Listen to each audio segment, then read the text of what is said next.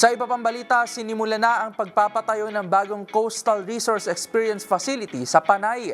Yan ay sa ilalim ng Tourism Champions Challenge Project ng Department of Tourism o DOT para sa dagdag oportunidad para sa mga lokal at advokasya ang pag-alaga sa kalikasan. Narito ang report ni James Galange. Sinimulan nang ipagawa ang bagong Coastal Resource Experience Facility sa Panay ng Department of Tourism o DOT. Ito ay sa ilalim ng Tourism Champions Challenge Project o TCC na layong makapagbigay dagdag oportunidad para sa mga lokal, gayon din ng advokasiyang pangalagaan ang kalikasan.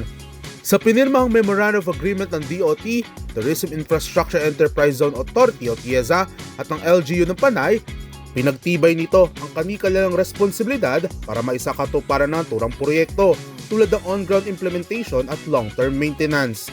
Ayon kay DOT Secretary Maria Cristina Garcia Frasco, ang TCC ay isa sa mga pangunahing programa ng Administrasyong Marcos na layo matulungan ng mga LGU sa kani-kanilang tourism ventures.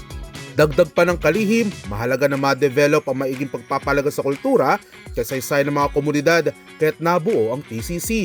Ilan nga sa mga bubuing pasilidad sa 12 million TCC project ay ang Pawa Tourist Passenger Terminal, eco-friendly mangrove cottages at yun din ang pagbuo ng community-based rural tourism program na siyang inisyatibo ng kagawaran para ituro sa mga lokal ang tamang paraan ng pangangalaga sa ating kalikasan.